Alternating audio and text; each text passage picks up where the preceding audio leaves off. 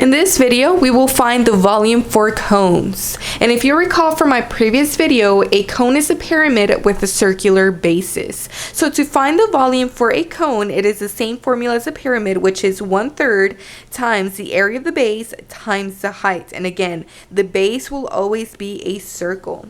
So the properties for the cone is a vertex, or also known as the apex, the slant height, the altitude, also known as the height, which goes from the vertex down to the center and perpendicular to the base, again, it's circular and I have highlighted here in blue, has the radius, which is half of the diameter.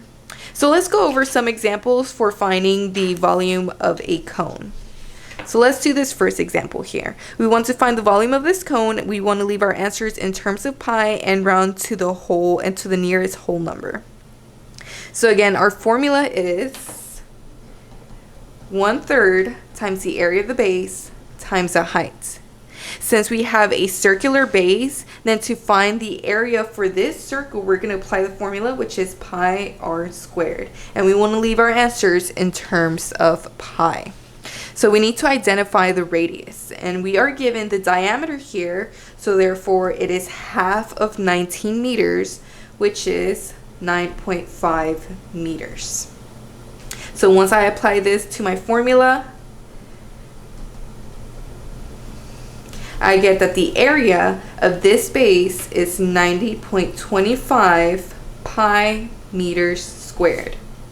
And our height again goes from the vertex down to the center and perpendicular to the base, which in this case our height is 12 meters. Now I have all of my information to find the volume for this cone. Now I'm just going to plug in the values. This is a 3. And we said the area of the base is 90.25 pi meters squared times the height, which is 12. Again, we want to leave our answers in terms of pi, so I'm not going to multiply the pi out.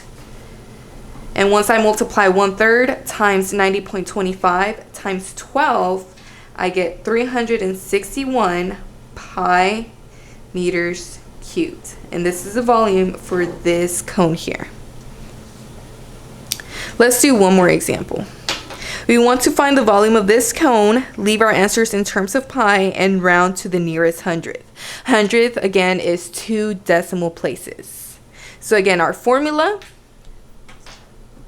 is 1/3 times the area of the base times the height. And since my base is circular, we're going to apply the formula, the area of the formula for a circle, which is pi r squared. And in this case, our radius is 5.2 since it's half of the diameter, which is given. Once I apply this to the formula,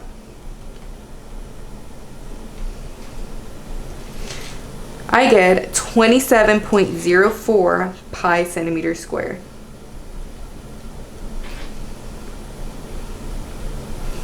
Now we need to find the height. We are given the slant height and the diameter. So I'm going to draw my height.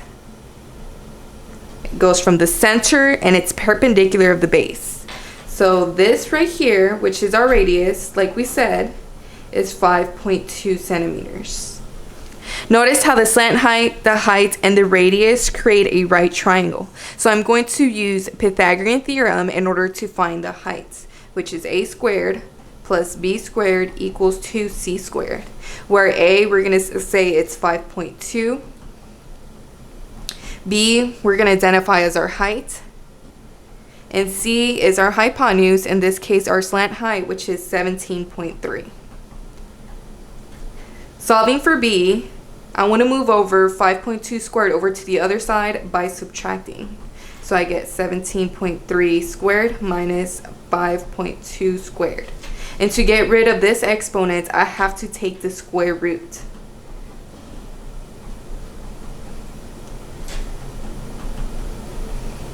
And taking the square root of this right here will give us 16.5. So our height is 16.5 centimeters. Now that I have all of my information, I can now find the volume for this cone. Now I'm going to plug in my values for the variables.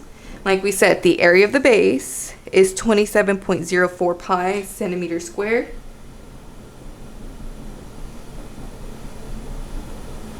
And our height, as we found, to be 16.5 centimeters. Again, I want to leave my answers in terms of pi, so I'm only going to multiply 1/3 times 27.04 times 16.5. And that gives us 148.72 pi centimeters cubed.